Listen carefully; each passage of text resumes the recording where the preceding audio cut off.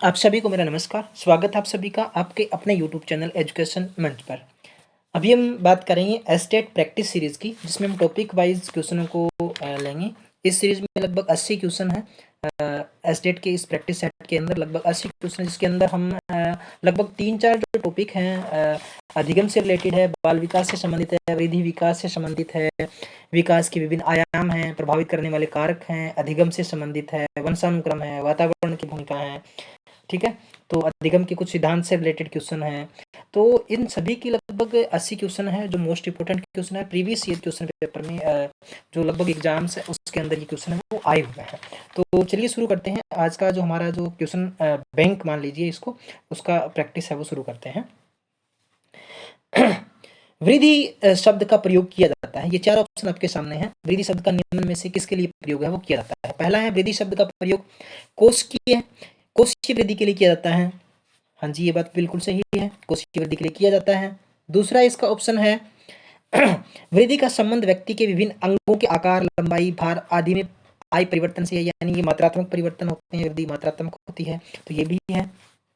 जो एक निश्चित अवधि के बाद रुक जाती है, लगभग चाहे वो आकार की है, चाहे भार की में वृद्धि है, चाहे लंबाई में वृद्धि है, तो ये एक निश्चित अवधि के बाद रुक जाती है, समय सीमा के बाद।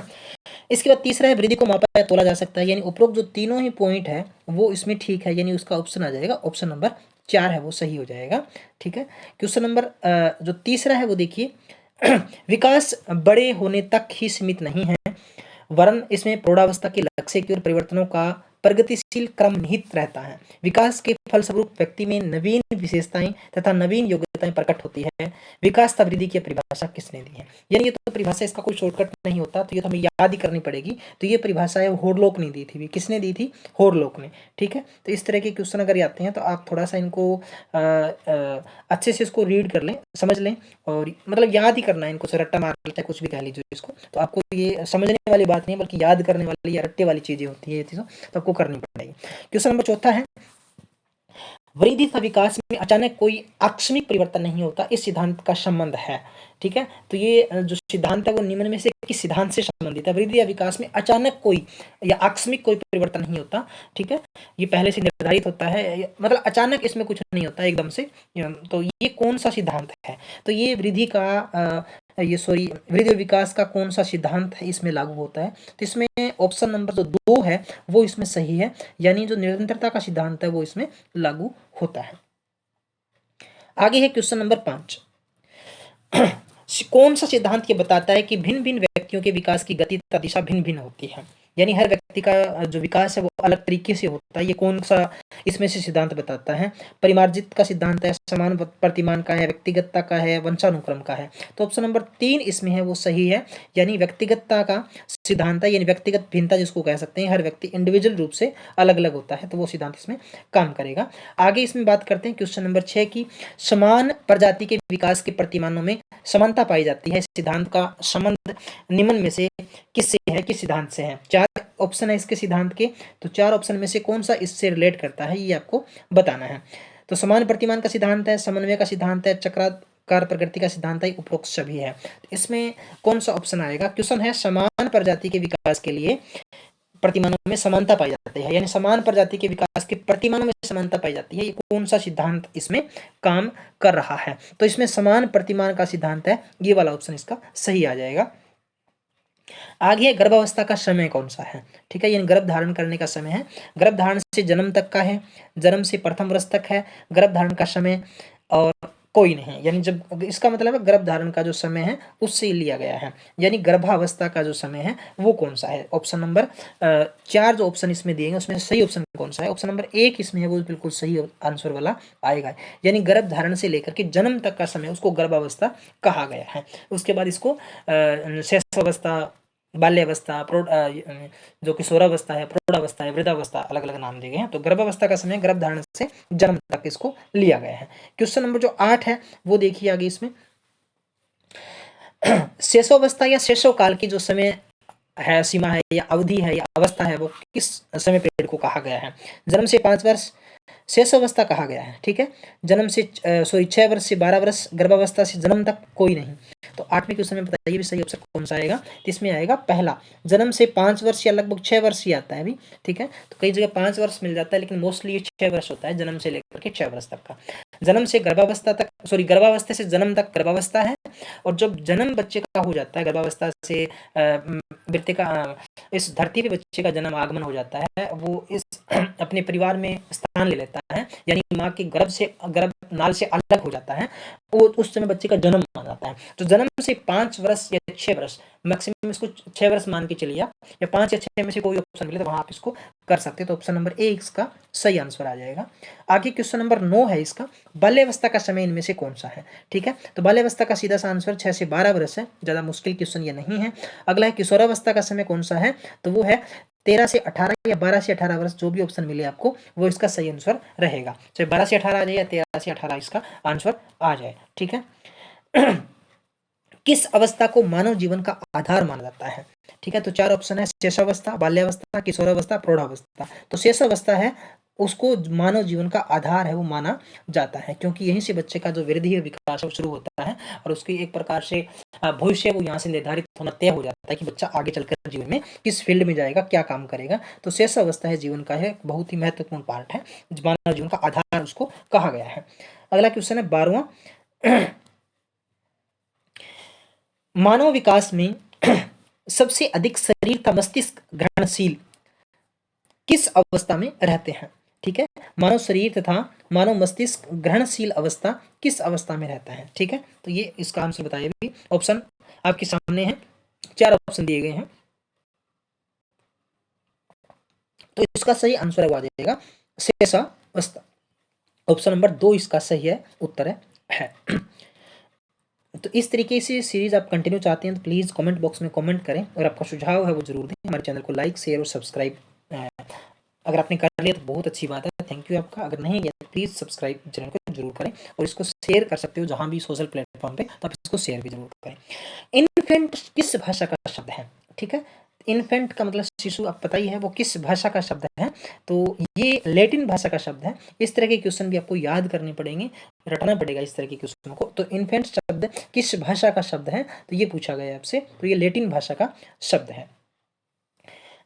आगे है क्वेश्चन नंबर, किस अवस्था के बारे में कहा जाता है कि व्यक्ति के कुल मानसिक विकास का लगभग आधा भाग इस अवस्था तक पूर्ण हो जाता है। कहने का मतलब है व्यक्ति के मस्तिष्क का या मानसिक विकास का लगभग आधा भाग है वो कौन सी अवस्था तक पूरा हो जाता है, ये क्वेश्चन पूछा गया है। तो शेष अवस्था ऐसा समय है जो जीवन में मस्तिष्क का जो लगभग आधा भाग है, जितना उसका विकास होना है उसका आधा विकास है वो शेष अवस्था में हो जाता है, ठीक है। आधा भाग मानव मस्तिष्क का या मानसिक विकास का, ये कह सकते हैं।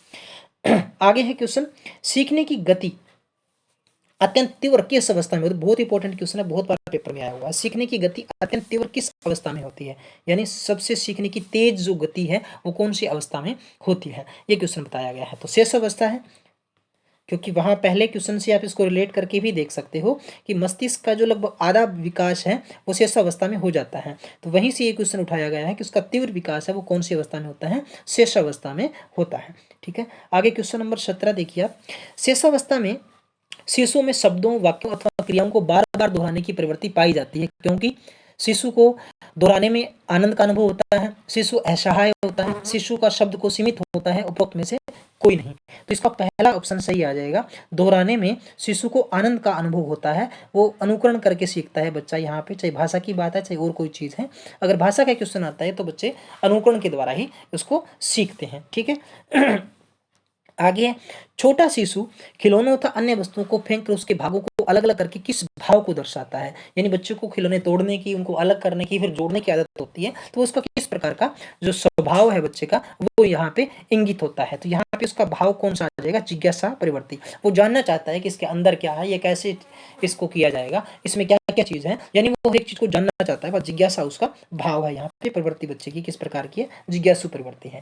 क्वेश्चन नंबर 19 यहाँ पे देखिए आप लोग, मानव विकास की किस अवस्था में शिशु के अंदर स्व प्रेम की भावना, जिसे नारिसिज्म कहते हैं, अत्यंत प्रबल होती है। तो कौन सी अवस्था ये रहेगी जिसमें नारीसिज्म इसको कहा गया है अभी, तो ये बात भी ध्यान रखनी है। नारीसिज्म किस अवस्था में होता है, अंदर स्व प्रेम की भावना शिशु के अंदर वो सबसे ज़्यादा होती है, तो वो होती है शेष अवस्था के अंदर। ठीक है, खुद से प्रेम करना बच्चा है वो सबसे ज़्यादा उसको अच्छा लगता है इस अवस्था में। जन्म के समय शिशु में कौन सा संवेग होता है, ये क्वेश्चन बहुत बार पेपर में है, बिल्कुल आसान क्वेश्चन है। ठीक है, जन्म के समय बच्चे ने उत्तेजना होती है, चार्ल्स ब्रीबेज ने कहा था, ये भी आप याद रखें। जन्म के समय बच्चे में कोई संवेग नहीं होता, केवल उत्तेजना होती है, तो ये चार्ल्स ब्रीबेज ने कहा था। ठीक है, और वॉटसन ने कहा था बच्चे में जन्म के समय केवल भय, प्रेम और क्रोध ये तीनों संवेग होते हैं, ये वॉटसन ने कहा था। ठीक है, वॉटसन हमारे जो व्यवहारवादी है उन्होंने कहा था। ठीक है, बच्चे में जन्म के समय भय, क्रोध और स्नेह या प्रेम इसको कह सकते हैं, उन्होंने स्नेह बोला था लेकिन यहाँ प्रेम दिया हुआ है। और जन्म के समय शिशु में केवल उत्तेजना होती है और कोई संवेग नहीं होता, ये किसने कहा था, ये चार्ल्स ब्रीबेज ने कहा था। तो इस क्वेश्चन का सही आंसर है उत्तेजना। जन्म के समय कौन सा संवेग होता है, उत्तेजना। ठीक है, तो बच्चा उत्तेजित होता है, उत्तेजित होता है तो वो रोता भी है, हंसता भी है, खेलता भी है, यानी ठीक जब उसके अंगों का विकास होता है तो वो क्या होता है, उसमें उत्तेजना आती है। ठीक है, कुछ संवेग वैसे उसको नाम नहीं दिए, उत्तेजना उसमें आती है। ठीक है, तो उत्तेजना एक ऐसा समय जिसमें पता नहीं चलता बच्चा को कि वो मतलब वहाँ पे खुश है या उसको कोई तकलीफ है। जब बच्चा अंदर से उत्तेजित होता है किसी भी काम के, किसी भी चीज़ के प्रति, तो उसको वहाँ पे ये इस प्रकार की बात है वो कही गई है, जन्म के समय बात बोली गई है, ये बात भी ध्यान रखना। ठीक है, आगे भय, क्रोध, प्रेम, पीड़ा नामक 4 मुख्य संवेग शिशु में विकसित हो जाते हैं, यानी किस उम्र तक, किस अवस्था तक विकसित हो जाते हैं, भय, क्रोध, प्रेम, पीड़ा। ठीक है, बच्चा पीड़ा भी अनुभव करता है, भय भी जान जाता है, क्रोध के प्रति बच्चा सजग हो जाता है, प्रेम की भावना को बच्चा समझ लेता है। तो ये शिशु में कौन सी उम्र तक विकसित हो जाते हैं, प्रथम वर्ष में, 2 वर्ष में, 4 वर्ष में या 6 वर्ष में। सही आंसर बताइए इसका क्या होगा, तो इसका सही आंसर आ जाएगा 2 वर्ष में। ठीक है, तो बच्चा 2 वर्ष की उम्र में लगभग बोलना सीख जाता है, यानी बहुत से शब्दों को बच्चा है वो वहाँ पे सीख जाता है, और वहाँ बच्चा है वो उसमें समझ भी विकसित हो जाती है कि कौन बच्चा उसे प्रेम करता है, कौन उसको डरा रहा है, ये सारी चीज़ें उसमें विकसित है वो लगभग 2 वर्ष की उम्र तक हो जाती हैं। किस अवस्था के प्रारंभिक वर्षों में सामाजिक भावना का विकास अभाव रहता है यहाँ पे। ठीक है, तो सामाजिक भावना का अभाव है कौन सी अवस्था में रहता है, इसमें बहुत इंपॉर्टेंट क्वेश्चन है ये भी। तो ये शेष अवस्था के अंदर, तो यहाँ पे क्या होता है, वो स्व केंद्रित होता है, स्व प्रेम की भावना वहाँ पे होती है, बच्चे में सामाजिकता की भावना है वो नहीं होती। ठीक है, आगे क्वेश्चन नंबर है 23, शेष अवस्था के संबंध में क्या सही है, सही पूछा है, क्या सही है, तो ऑप्शन 4 दिए गए, कौन सा सही है। ठीक है, तो शिशु अकेले ही खेलना पसंद करता है, ये भी ठीक बात है।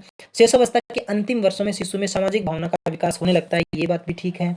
4-5 वर्ष का बालक है वो अपने छोटे भाई बहनों या साथियों का बचाव करना सीख जाता है, ये भी बात है, यानी उसमें सहयोग की भावना भी आ जाती है इसके 4-5 वर्ष के बालक में अपने छोटे भाई बहनों साथियों का बचाव करने का, यानी अंत तक यहाँ पे शेष अवस्था का जो अंतिम समय है जहाँ बाल्यावस्था की शुरुआत होती है वहां तक आते आते बच्चा है उसमें सहयोग की थोड़ी बहुत भावना उसमें आ जाती है, यानी वो साथियों का बचाव करना सीख जाता है। उपरोक्त सभी सही है, तो ऑप्शन नंबर 4 इसमें ठीक आ जाएगा अभी, ऑप्शन नंबर 4, यानी सारे इसमें ठीक है आपके।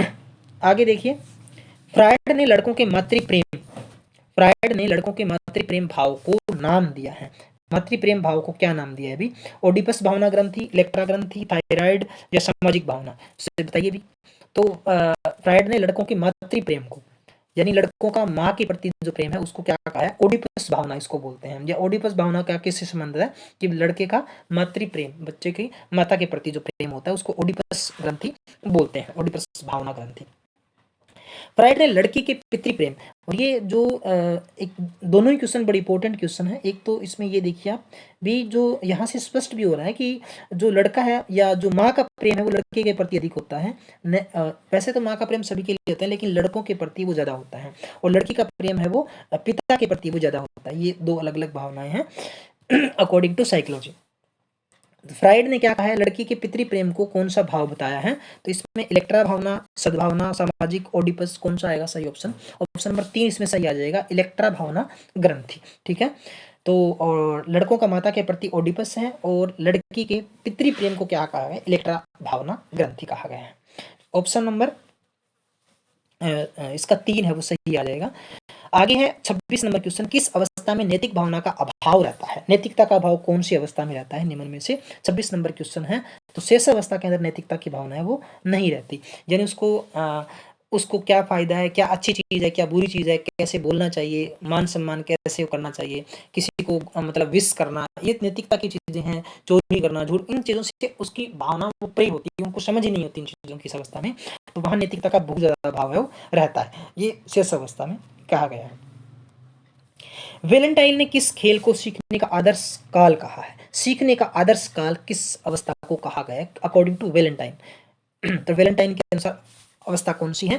तो शेष अवस्था को सीखने का आदर्श काल भी कहा गया है, और किसके अनुसार है ये? वैलेंटाइन के अनुसार, ये भी याद रखना है। तो 2 क्वेश्चन इसमें क्लियर होते हैं। सीखने का आदर्श काल कौन सा है? शेष अवस्था। किसने कहा था? वैलेंटाइन ने। ठीक है। क्वेश्चन नंबर है 28। तो 80 क्वेश्चन लगभग 30-40 मिनट में आपके क्लियर हो जाएंगे। बहुत तेजी से मैं इसको करवा रहा हूँ, बिल्कुल आपका टाइम बर्बाद है वो नहीं हो रहा है, लेकिन आप कमेंट करना है वो ना भूलें।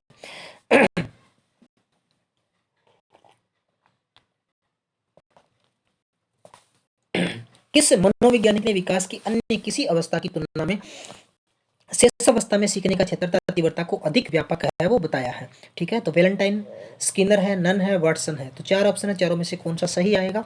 ऑप्शन नंबर 4 इसका सही आएगा, वाटसन। वाटसन ने कहा था कि विकास की अन्य किसी अवस्था की तुलना में शेष अवस्था में सीखने का क्षेत्र है तथा तीव्रता को अधिक व्यापक बताया, यानी बाकी अवस्थाओं की बजाय वो शेष अवस्था में बच्चा वो जल्दी सीखता है और ज़्यादा सीखता है। ठीक है। तो क्वेश्चन नंबर आगे 29 है। 29 क्वेश्चन नंबर देखिए आप लोग, शेष अवस्था में शिक्षा के संबंध में कौन सा सही कौन सा है? ठीक है। तो आपके सामने 4 जो ऑप्शन है वो दिए गए हैं, कौन सा ऑप्शन है वो सही है ये पूछा है, तो आप लोग बताएंगे कौन सा सही है। कविता पाठ कला है, शिल्प कला आदि के माध्यम से शिशुओं को आत्म प्रदर्शन का अवसर देना चाहिए। शेष अवस्था के अंतिम वर्षों में शिशु दूसरे शिशुओं के साथ मिलना, बात करना, खेलना पसंद करने लगता है। शेष अवस्था में मानसिक विकास की गति वो अत्यंत तीव्र होती है। और चौथा है सारे ही इसके ठीक हैं। तो आपको पता है इसके सारे ऑप्शन बिल्कुल ठीक हैं, तो ऑप्शन नंबर 4 इसका सही आ जाएगा। ठीक है।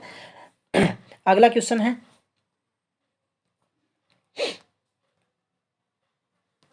प्रारंभिक विद्यालय आयु किस अवस्था को कहा गया है? यानी शुरुआती विद्यालय जो आयु है स्तर की, वो कौन सी अवस्था को कहा गया है? ये आप लोग बताएं कि कौन सी इसका सही आएगा। बताइए भी जल्दी से, सही आंसर इसका क्या आएगा? शेष अवस्था, बाल्यावस्था, किशोरावस्था, प्रौढ़ावस्था। क्वेश्चन नंबर 30 है। 30 का सही आंसर क्या आ जाएगा? बाल्यावस्था। प्रारंभिक विद्यालय आयु, क्योंकि शेष अवस्था 0 से 6 वर्ष होता है, बालक लगभग 5-6 वर्ष की उम्र में विद्यालय में शुरुआत करता है। हालांकि वर्तमान समय में इसको प्ले स्कूल में कन्वर्ट किया गया, तो 3 साल की उम्र का जो बच्चा है, यानी 3 से 6 वर्ष का, उसको प्ले वे मेथड के माध्यम से जो प्ले स्कूल हैं वहाँ से बच्चे को है वो उसकी प्रारंभिक जो शिक्षाएं हैं वो बच्चे को दी जाएगी। खेल खेल के माध्यम से बचना है वो सीखना है। और 6 वर्ष की आयु में बच्चा है वो फर्स्ट क्लास में एडमिट होगा, यानी पहली क्लास से एडमिशन होने से पहले है बच्चा वो नर्सरी, एलकेजी, यूकेजी आदि क्लासों के माध्यम से, खेल खेल के माध्यम से वो प्ले स्कूल के माध्यम से भी सीखना शुरू कर देता है। लेकिन यहाँ पे विद्यालय की शुरुआत हम पहली क्लास से मानते हैं, तो प्रारंभिक विद्यालय की जो आयु है उसको बाल्यावस्था कहा गया है। ठीक है। सफुर्ती अवस्था कहा जाता है, सफुर्ती अवस्था। ठीक है। शेष अवस्था को, किशोरावस्था को, बाल्यावस्था को, प्रौढ़ावस्था को। क्वेश्चन नंबर 31 इसका सही आंसर आ जाएगा बाल्यावस्था। ठीक है। सफुर्ती अवस्था।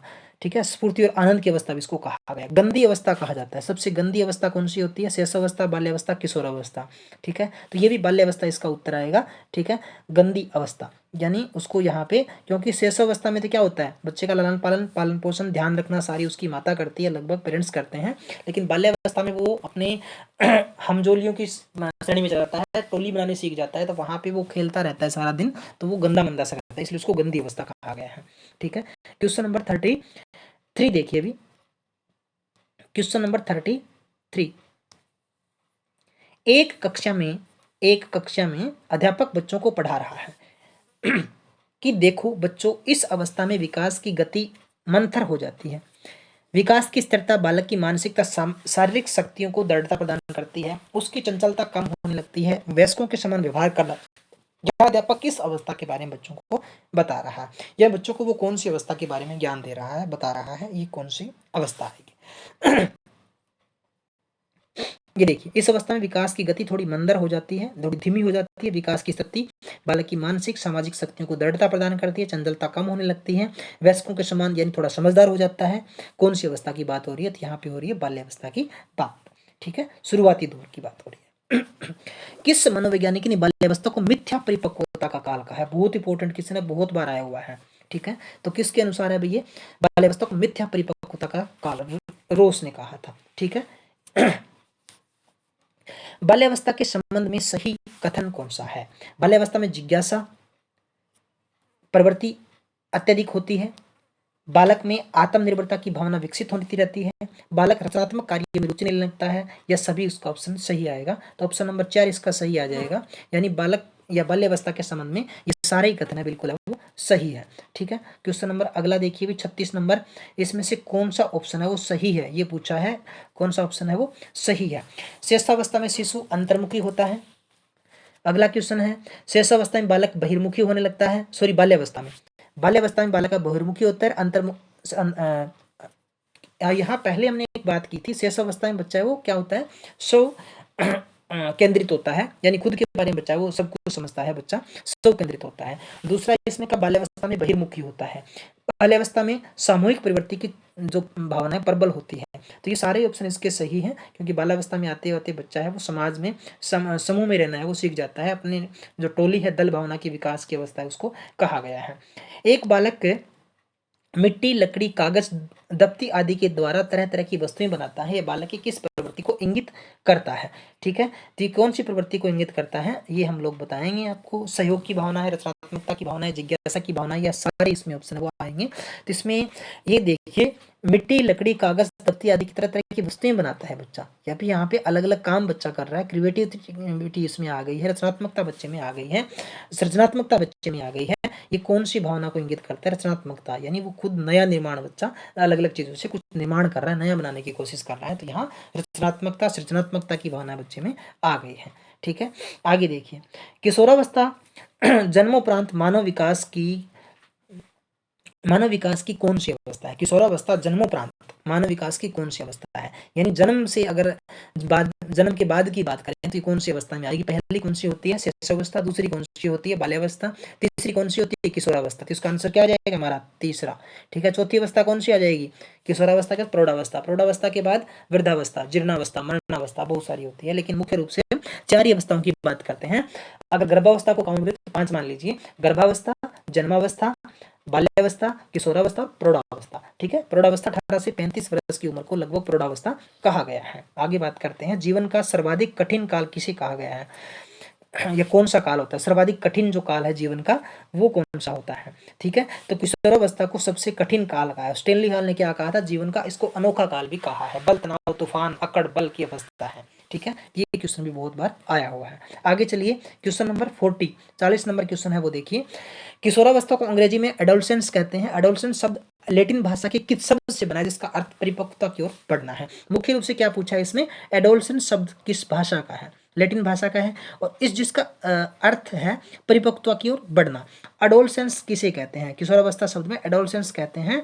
एडोलसेंस शब्द लैटिन भाषा के किस शब्द से बना है? ये मेन बात क्वेश्चन पुट हुआ है यहाँ पे। तो इसमें 2-3 बात तो क्वेश्चन में बता दी हमें, एक बात हमसे पूछी है, तो बताइए एडोलसेंस जो शब्द है वो लैटिन भाषा के किस शब्द से बना है? ठीक है, तो ये बना है सेकंड जो ऑप्शन है एडोलिसियर। ठीक है, एडोलिसियर से निकला हुआ शब्द है, लैटिन भाषा के एडोलिसियर शब्द से निकला हुआ शब्द है। ठीक है, तो ये तो आपको याद रखने पड़ेगा। अंग्रेजी में इसको एडोलसेंस कहते हैं। ठीक है, किशोरावस्था को, लेकिन लैटिन भाषा के शब्द की बात करें तो क्या हो जाएगा? इसको एडोलिसियर। आगे है, किस मनोवैज्ञानिक ने किशोरावस्था को संघर्ष, ये क्वेश्चन हम पहले डिस्कस लगभग इसके बारे में बात की थी।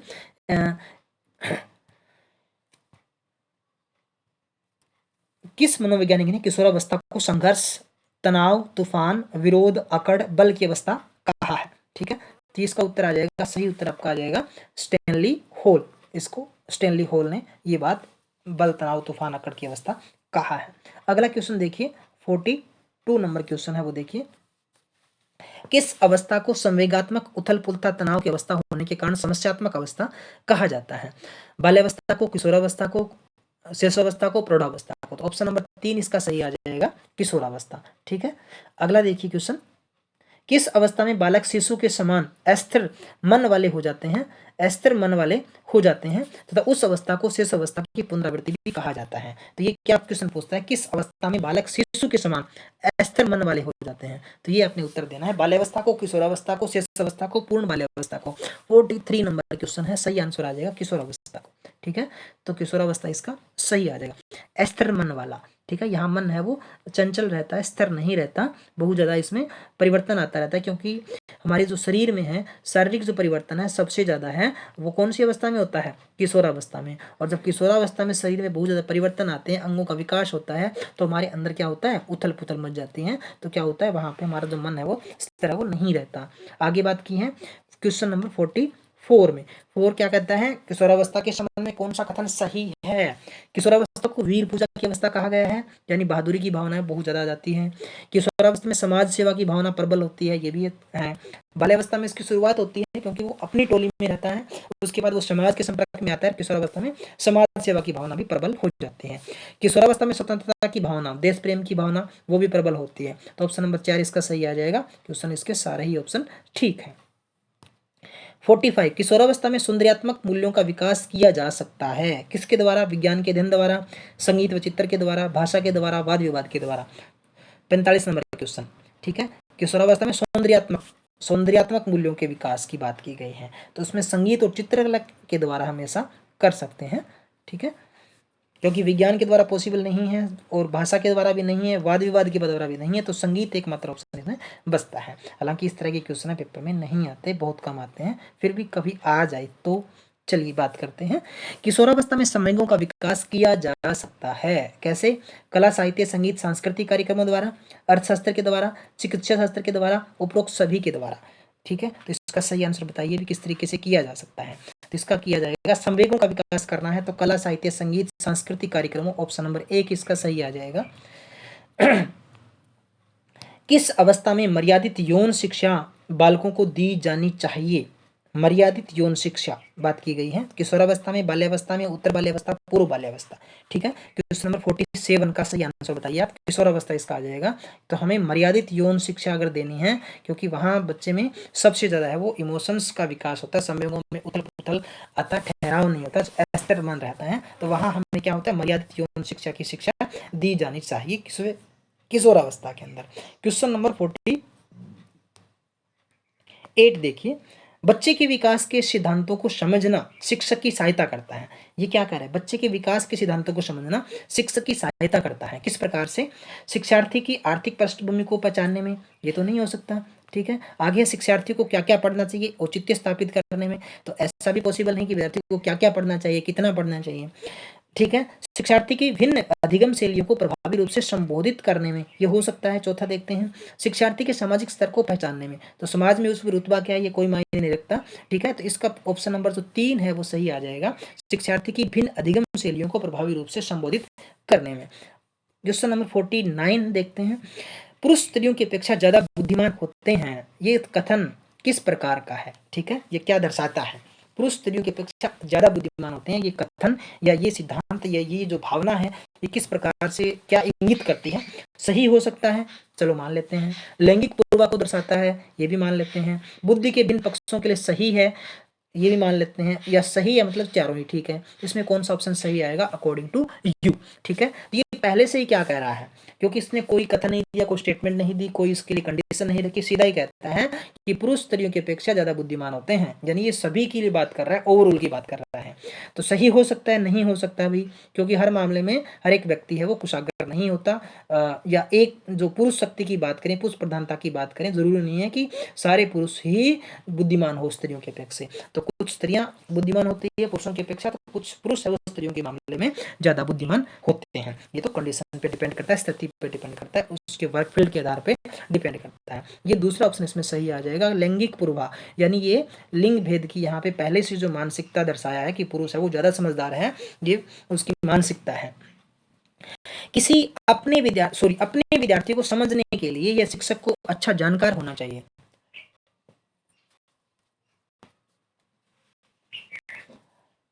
अपने विद्यार्थियों को समझने के लिए शिक्षक को अच्छा जानकार होना चाहिए।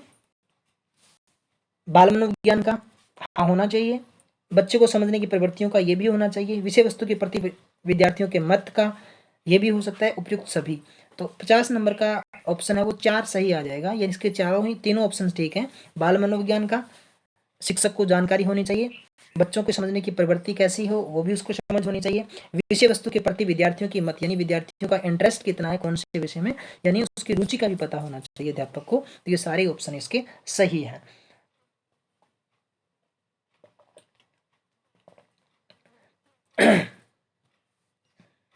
अगला क्वेश्चन देखिए, सबसे अधिक गहन और जटिल समाजीकरण काल है। सबसे अधिक गहन और जटिल समाजीकरण काल है किशोरावस्था के दौरान, पूर्व बाल्यावस्था के दौरान, प्रौढ़ावस्था के दौरान, व्यक्ति के पूरे जीवन काल में। 51 नंबर क्वेश्चन, इसका सही आंसर कौन सा होगा? सबसे गहन और जटिल समाजीकरण काल, यानी जीवन के अनोखे काल से संबंध करता है। ये इस तरह के क्वेश्चन आते तो आपको समझना है किशोरावस्था की बात है वो की जा रहे हैं। सबसे अधिक गहन जटिल अवस्था समाजीकरण काल, जीवन का काल, ठीक है, तो इसको किशोरावस्था कहा गया है। सीखने का आदर्श काल बाल्यावस्था को कहा गया है, और जो सबसे जटिल अवस्था है, गहन अवस्था है, समाजीकरण काल है, वो किसको कहा गया है? किशोरावस्था को कहा गया है। क्वेश्चन नंबर 52 देखिए, अवधारणाओं का विकास मुख्य रूप से खालिस्तान का हिस्सा है।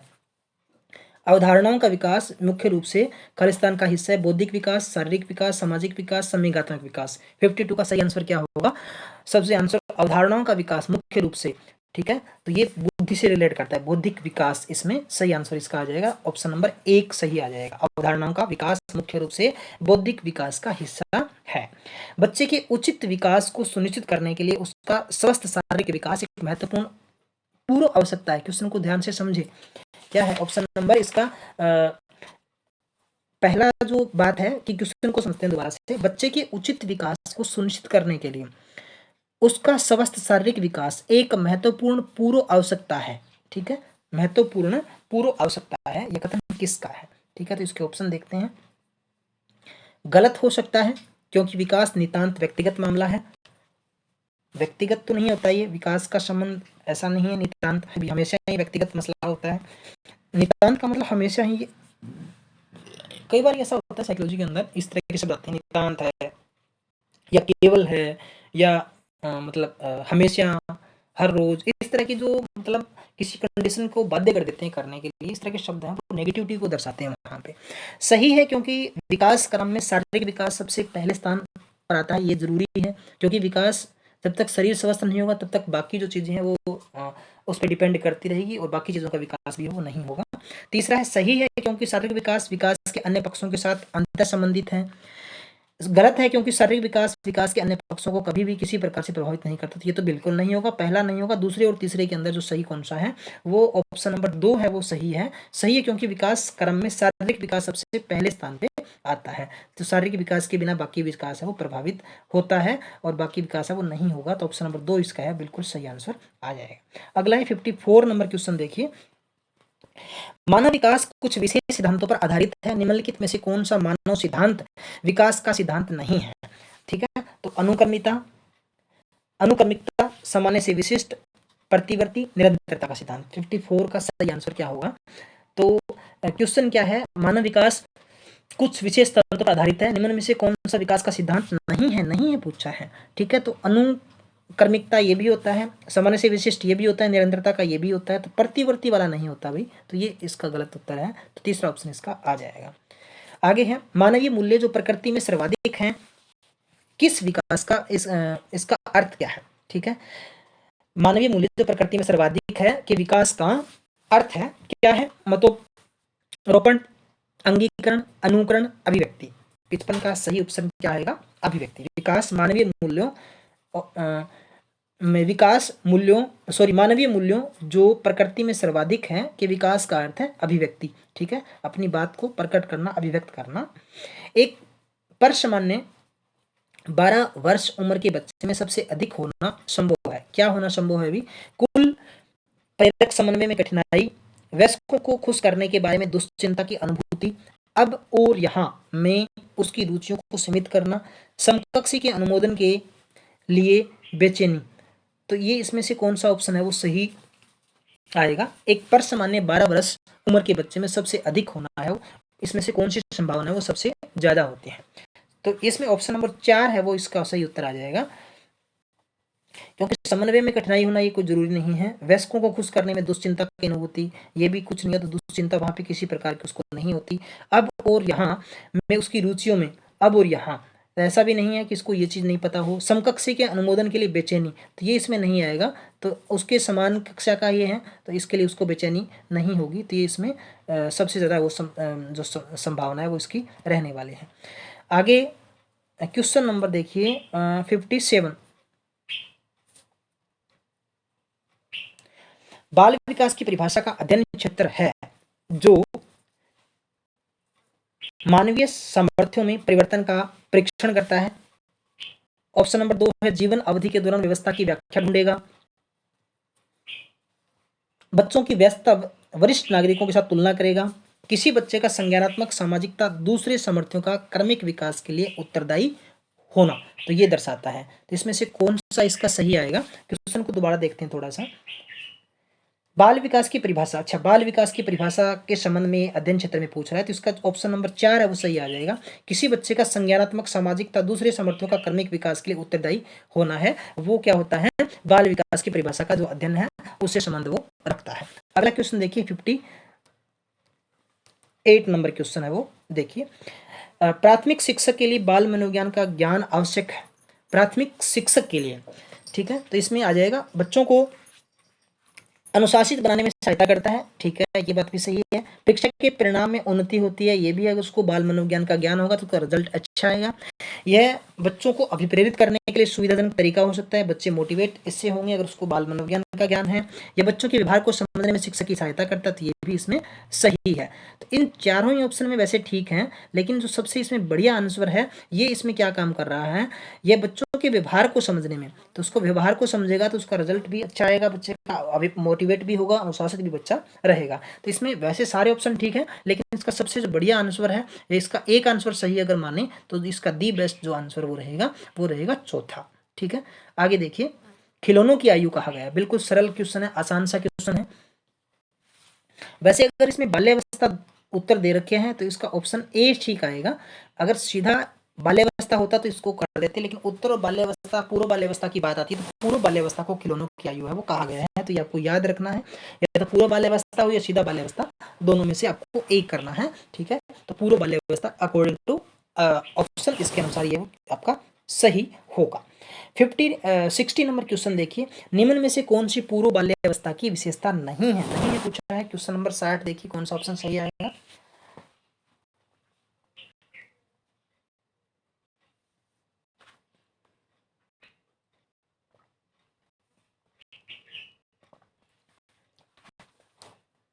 कौन सी पूर्व बाल्यावस्था की विशेषता नहीं है, ये पूछा है। दल समूह में रहने की अवस्था, अनुकरण करने की अवस्था, प्रश्न करने की अवस्था, खेलने की अवस्था, ठीक है। इसकी खेलने की जो अवस्था है ये इसका आंसर आ जाएगा। दल में समूह में रहने की अवस्था भी उसकी होती है, अनुकरण करने की भी होती है, प्रश्न करने की भी होती है, खेलने की अवस्था, यहाँ खिलौनों की अवस्था उसको कह सकते हैं हम पूर्व बाल्यावस्था को, लेकिन खेलने की अवस्था है वो नहीं होती। ये वो उत्तर बाल्यावस्था में जाकर के शुरू करता है, अपने टोली या समूह में जाकर के खेलना शुरू कर देता है।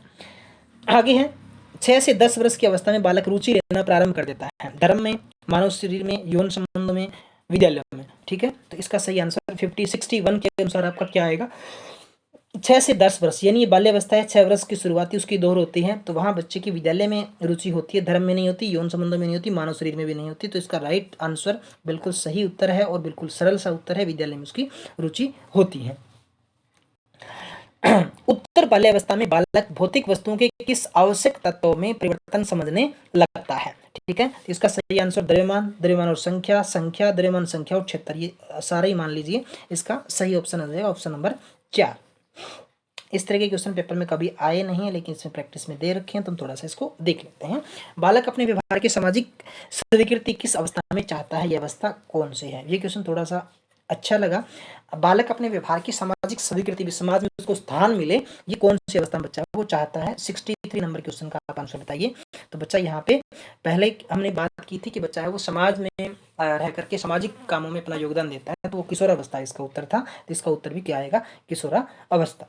क्वेश्चन नंबर 64 फोर, विकास के संदर्भ में निम्न में से कौन सा कथन सत्य नहीं है? नहीं है पूछा है, तो इसका जो सही ऑप्शन है वो देखते हैं कौन सा आएगा। विकास की प्रत्येक अवस्था के अपने खतरे होते हैं। ऑप्शन नंबर 2 देखिए, विकास उकसाने बढ़ावा देने से नहीं होता। विकास सांस्कृतिक परिवर्तनों से प्रभावित होता है। विकास के प्रत्येक अवस्था की अपनी विशेषताएं होती है। तो 64 नंबर क्वेश्चन था, विकास के संदर्भ में कौन सा कथन सही नहीं है? तो नहीं है पूछा है। तो पहला था हमारा, विकास के प्रत्येक अवस्था के अपने खतरे हैं, ये भी है क्योंकि हर अवस्था में अलग अलग चीजें होती है। विकास उकसाने और बढ़ावा देने से नहीं होता। विकास के संदर्भ में निम्न में से कौन सा कथन सही नहीं है? विकास सांस्कृतिक परिवर्तनों से प्रभावित होता है, ये भी है।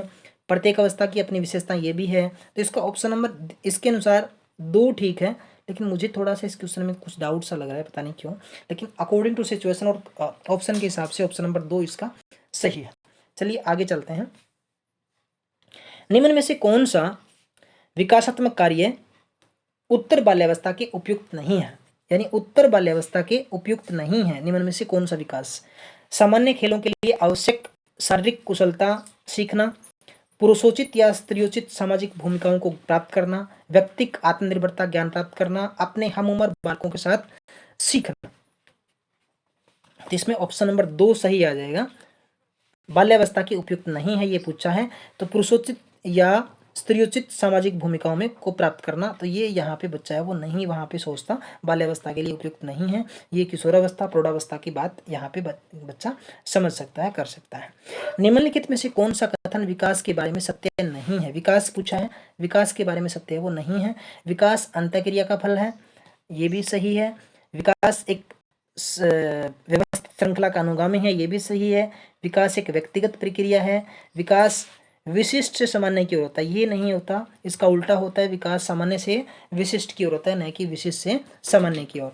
ठीक है, तो बालकों की सोच अमूर्तता की अपेक्षा मूर्त अनुभूत प्रत्ययों से होती है। यह अवस्था कौन सी है? ठीक है, कौन सी अवस्था आएगी इसकी? 64 नंबर 7 नंबर सॉरी, पहला आ जाएगा 7 से 12 वर्ष, इसका राइट आंसर 7 से 12 वर्ष। हिंदी अक्षरों को बालक किस उम्र में पहचानने लगते हैं? 3 वर्ष की उम्र में, 4, 5 या 6 वर्ष की उम्र में? सही ऑप्शन आ जाएगा ऑप्शन नंबर 1। हिंदी अक्षरों को बालक किस उम्र में पहचानने लगते हैं? 3 वर्ष की उम्र में। कुछ वो अक्षरों को, अक्षर की बात की गई यहाँ पे, शब्दों की बात नहीं हो रही, तो अक्षरों की बात यहाँ पे की रही है, तो अक्षरों को पहचानना शुरू कर देता है। गर्भ में बालक को विकसित होने में कितना समय लगता है? 150 दिन, 280 दिन, 390 दिन, 460 दिन।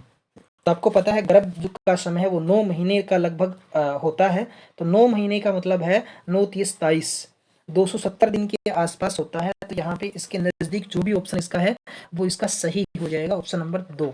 ठीक है, 1 महीने में 30 दिन के लगभग मान के चलते हैं, और बच्चे का जो गर्भ धारण का समय है वो गर्भ धारण से लेकर के जन्म तक के बीच का, उसको 9 महीने कहा गया है। तो 9 30 22 270 दिन होते हैं। तो उसके आसपास जो भी ऑप्शन मिलता है 270, 80, 75, 60, 65, तो वो ऑप्शन आपका सही हो जाएगा। इसमें 280 दे रखा है, तो 280 इसका सही आंसर है। नवजात शिशु का भार होता है, क्वेश्चन नंबर 70 का देखिए, 7 पाउंड का लगभग होता है, और 1 पाउंड में लगभग 0.435 के ग्राम के लगभग वजन होता है 1 पाउंड के अंदर। तो ये आप देख लीजिए, यहाँ पे नवजात शिशु का जो भार होता है 7 पाउंड होता है। बाकी आप चेक कर लें पाउंड का सही इसकी इकाई है को क्या है, थोड़ा सा चेक भी कर लें आप।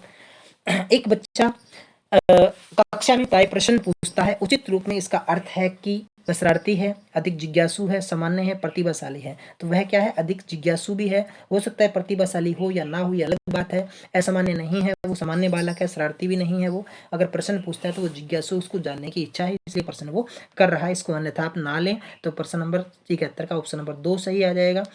72, प्रतिबिंब अवधारणा, प्रतीक या संकेत, भाषा, शारीरिक क्रिया और मानसिक क्रिया अंतर्निहित है। निम्न में से कौन सा ऑप्शन इसका सही आएगा? अनुकूलन, प्रेरक पेशी विकास, समस्या समाधान, विचारात्मक परिवर्तन या प्रक्रिया। ऑप्शन नंबर इसका 4 सही आ जाएगा। यानी प्रतिबिंब अवधारणा, प्रतीक, संकेत, भाषा, शारीरिक क्रिया या मानसिक क्रिया अंतर्निहित है किसमें? विचारात्मक प्रक्रिया है ये। क्या कौन सी प्रक्रिया है? एक विचारात्मक प्रक्रिया है। 73 का देखिए कौन सा आंसर सही आएगा? निम्न में से कौन सा बच्चे की सामाजिक मनोवैज्ञानिक आवश्यकताओं के संबंध में नहीं है। नेगेटिव पूछा है, कौन सा सामाजिक मनोवैज्ञानिक आवश्यकताओं के संबंध में नहीं है। पहला है शरीर में अपशिष्ट पदार्थों का नियमित रूप से बाहर निकलना। दूसरा है सानिध्य या संगीत की आवश्यकता, सामाजिक अनुमोदन या सराहना की आवश्यकता, संवेगात्मक सुरक्षा की आवश्यकता। ठीक है, तो शरीर से अपशिष्ट पदार्थों का नियमित रूप से बाहर निकलना ये सामाजिक मनोवैज्ञानिक आवश्यकता के संबंध में नहीं है। ये क्वेश्चन, इसका ऑप्शन नंबर जो 1 है वो सही आ जाएगा, यानी ये अलग चीज बता रहा है यहाँ पे ऊपर। ठीक है, ये सामाजिक मनोवैज्ञानिक आवश्यकता के संबंध में नहीं है ये बात। ठीक है, एक शारीरिक क्रिया अलग हो सकती है, लेकिन ये अकॉर्डिंग टू साइको ये बात है वो नहीं है। 74 का आप बताइए, निम्नलिखित में से किस अवस्था में अपने समवयस्क समूह के सक्रिय सदस्य होते हैं, यानी अपने समूह के सक्रिय सदस्य है पूर्व बाल्यावस्था, बाल्यावस्था, किशोरावस्था, प्रौढ़ावस्था। 74 का सही ऑप्शन आ जाएगा किशोरावस्था। किशोरावस्था। आगे है, नवजात शिशु स्वयं को किस खेल के सम्मिलित करते हैं। पहला है सहकारी खेल, समानांतर खेल, साचार्य खेल, इंद्रिय व गत्यात्मक खेल। ऑप्शन नंबर 4 इंद्रिय जनित व गत्यात्मक खेल है नवजात शिशु के लिए, क्योंकि इंद्रिय जनक गामक अवस्था इसको कहा गया है। जीन पियाजे की जो विकास की जो अवस्थाएं हैं, संज्ञानात्मक विकास से संबंधित ये क्वेश्चन है, तो इसको आपको ध्यान से करना है। इसके बहुत बार क्वेश्चन आते हैं। नवजात शिशु स्वयं को किस प्रकार के खेल में, यहाँ पे अगर ये आगे वाली बात अगर समझ में नहीं आती हमें किस प्रकार के खेल है, तो यहाँ नवजात शिशु रिलेट करके आप देख सकते हो इस बात को। नवजात शिशु का मतलब इंद्रिय जनित गामक अवस्था है, वो इंद्रियों के माध्यम से सीखता है, खेलता है। ठीक है, बच्चे की जिज्ञासा शांत करनी चाहिए शिक्षक के लिए। जब शिक्षक को फुर्सत हो, समय मिले तब करे, विद्यार्थी फुर्सत में हो तब करे, कुछ समय के पश्चात करे, तत्काल जब विद्यार्थी द्वारा जिज्ञासा की जाती है। तो ऑप्शन नंबर 4 इसका सही आ जाएगा। जब बच्चे ने प्रश्न किया है, उसको उसका उसी समय आंसर है मिले, तब बच्चा है वो जिज्ञासा की तत्कालीन उसकी संतुष्टि हो, उससे अधिगम में वृद्धि होती है, बच्चे में आत्मविश्वास की वृद्धि है वो इसमें होती है। ठीक है, तो ऑप्शन नंबर इसका 4 है वो सही आ जाएगा। ठीक है, आगे क्वेश्चन नंबर 77 देखिए, इसका क्या आएगा। बच्चे में नैतिकता की स्थापना के लिए सर्वोत्तम मार्ग क्या है। उन्हें धार्मिक पुस्तकें पढ़ानी चाहिए, शिक्षक का आदर्श रूप में व्यवहार करना चाहिए, उनका मूल्य शिक्षा पर मूल्यांकन करना चाहिए, उन्हें प्रातःकालीन सभा में उपदेश देना चाहिए। तो देखिए उनका क्या है, नैतिकता की स्थापना करनी है, तो सर्वोत्तम मार्ग कौन सा होगा। धार्मिक पुस्तकें पढ़ाने से उसमें नैतिकता नहीं आएगी। चौथा ऑप्शन है प्रातःकाल में लेक्चर देने से उसको नहीं आएगी। ठीक है, उनको मूल्य शिक्षा का मूल्यांकन करने से नहीं आएगी। मूल्यांकन तो बाद की बात है, पहले उसमें मूल्य पैदा तो हो। तो इसका ऑप्शन वैसे एक ही बच गया, शिक्षा का आदर्श रूप में होना, और ये सबसे सही उत्तर है। जब तक हम बच्चे के सामने अपने आदर्श रूप प्रस्तुत नहीं करेंगे तब तक बच्चा उसको है वो अनुकरण नहीं करेगा, क्योंकि बच्चा सबसे ज्यादा है वो अध्यापक का अनुकरण करता है। अध्यापक जैसा करता है बच्चा वैसा ही सीखता है, वैसा ही करता है बच्चा, अध्यापक की बहुत ज्यादा नकल करता है। तो यहाँ पे क्या ऑप्शन आ जाएगा, ऑप्शन नंबर 2। इसकी व्याख्या भी यहाँ पे दी गई है, बच्चे को नैतिकता का पाठ नहीं पढ़ाया जा सकता, बल्कि शिक्षक स्वयं भूमिका निर्वाह करके उनके समक्ष उदाहरण प्रस्तुत करके सिखा सकता है, यानी उसका आदर्श रूप इसको कहा गया है। यानी बच्चा के सामने खुद शिक्षक है, जैसा करेगा, जैसा शिक्षक बोलेगा, जैसा शिक्षक समझेगा, वैसा ही बच्चा वो करेगा। विकास के परिप्रेक्ष्य में समय के साथ होने वाले परिवर्तन में निम्न में से क्या शामिल है। रूप है, दर है, अनुक्रम है, ये सभी है। ठीक है, तो इसका जो सही ऑप्शन है वो ऑप्शन नंबर 4 आ जाएगा। बालक के विकास में समय के साथ इनमें से सभी परिवर्तन होते हैं। उसके रूप में परिवर्तन आता है, उसके दर में परिवर्तन आता है, अनुक्रम में परिवर्तन आता है, सभी परिवर्तन उसके, यानी विकास का जो चहुमुखी विकास है वो होता है, तभी बच्चे का सर्वांगीण विकास उसको कहा गया है। विकास कभी न समाप्त होने वाली प्रक्रिया है। विचार किसके हैं या किससे संबंधित है, किस सिद्धांत से संबंधित है, तो ये निरंतरता का सिद्धांत है। विकास है वो लगातार जन्म से लेकर के मृत्यु तक चलता रहता है। वृद्धि एक उम्र के बाद रुक जाती है। वृद्धि एक मात्रात्मक सिद्धांत है, विकास गुणात्मक सिद्धांत है, और निरंतरता का सिद्धांत है वो इस पे लगातार है वो निरंतर विकास है वो चलता रहता है। बच्चे अंतिम पड़ाव में है, 1-2 क्वेश्चन और बचे हैं। अगर वीडियो अच्छी लगी हो तो लाइक शेयर कमेंट जरूर करें वीडियो, और हमारी इस क्लास को आप मैक्सिमम है वो शेयर करते रहें। और नई क्लास आप कौन से टॉपिक से चाहते हो, किस प्रकार के क्वेश्चन की उम्मीद करते हो, आप है वो जरूर कमेंट बॉक्स में बताने का कष्ट करें। और किसी क्वेश्चन में आपको त्रुटि लग रही है, तो आपको लग रहा है कि क्वेश्चन गलत है या आंसर इसका गलत है, तो वो भी आप कमेंट बॉक्स में डालें, भी डालने की कोशिश करें, ताकि हम उसको ठीक कर सकें या उसमें गलतियों को सुधारा वो जा सके। बच्चों के बौद्धिक विकास की 4 विशिष्ट अवस्थाओं के पहचान की गई है, किसके द्वारा की गई है? बच्चे के बौद्धिक विकास की 4 अवस्थाओं की पहचान है वो किसके द्वारा की गई है? जीन पियाजे के द्वारा की गई। वो अवस्थाएँ कौन-सी हैं? जीन पियाजे के संज्ञानात्मक विकास की अवस्थाएँ हैं, ठीक है? तो ये 4 अवस्थाओं की बात यहाँ पे की गई है। बच्चों के बौद्धिक विकास की जो 4 अवस्थाएँ हैं वो जीन पियाजे संज्ञानात्मक विकास का सिद्धांत उनके द्वारा दिया गया है। शिक्षक को ज्ञान होना चाहिए। क्वेश्चन पहले भी इस तरह के क्वेश्चन आ चुके हैं, पेपर में आगे भी इस तरह के क्वेश्चन है वो आते रहते हैं। अध्यापन विषय का, ठीक है? बच्चे को शिक्षक को अपने विषय का ज्ञान होना चाहिए, बाल मनोविज्ञान का होना चाहिए, शिक्षा संहिता का होना चाहिए, या अध्यापक विषय या बाल मनोविज्ञान दोनों का बच्चों को उसको समझ है वो होनी चाहिए। तो इसका ऑप्शन नंबर 4 है वो सही आ जाएगा। और उसके विषय का ज्ञान भी और बाल मनोविज्ञान का बच्चे को भी ज्ञान हो। यहाँ पे शिक्षा संहिता का ये नॉलेज ना हो, लेकिन बच्चे को शिक्षक को विषय का ज्ञान भी हो और बाल मनोविज्ञान का ज्ञान भी हो। एक शिक्षक को छोटे बालकों को पढ़ाने के लिए सबसे अपने स्तर पर अध्यापन विषय पर अधिकार क्षेत्र होना चाहिए। उसकी कमांड उसकी विषय पे हो तो ज़्यादा अच्छे पढ़ा पाएगा। साथ ही उसे बाल मनोविज्ञान का गहन ज्ञान भी होना चाहिए। एक क्वेश्चन और भी यहाँ पे पूछ लेते हैं, अगर आप इसका सही आंसर दे पाओ तो। क्वेश्चन नंबर है 82 है। अगर उसका सही आंसर आप लोग दे पाओगे तो कमेंट बॉक्स में इसका कमेंट है वो जरूर करें। क्वेश्चन है, एक बच्चे की वृद्धि और विकास के अध्ययन की सर्वाधिक अच्छी विधि कौन सी है? एक बच्चे का हमें वृद्धि और विकास का अध्ययन करना है, सबसे उपयुक्त विधि कौन सी रहेगी? तो उसके ऑप्शन भी मैं आपको बता देता हूँ। मनोविश्लेषण विधि, तुलनात्मक विधि, विकासीय विधि या सांख्यिकी विधि। क्वेश्चन दोबारा रिपीट कर रहा हूँ, एक बच्चे की वृद्धि और विकास के अध्ययन की सर्वाधिक अच्छी विधि कौन सी है? यानी हमें एक बालक के वृद्धि और विकास का अध्ययन करना है, सबसे अच्छी विधि कौन सी रहेगी? मनोविश्लेषण विधि, तुलनात्मक विधि, विकासीय विधि, सांख्यिकी विधि। ठीक है, तो आज की क्लास हम यहीं समाप्त करते हैं। मिलते हैं एक नई क्लास के साथ। अपने कमेंट बॉक्स में कमेंट करके अपनी राय, अपनी भूमिका, अपना इस क्लास के विधि में अपने विचार है वो जरूर शेयर करें। थैंक यू, नमस्कार।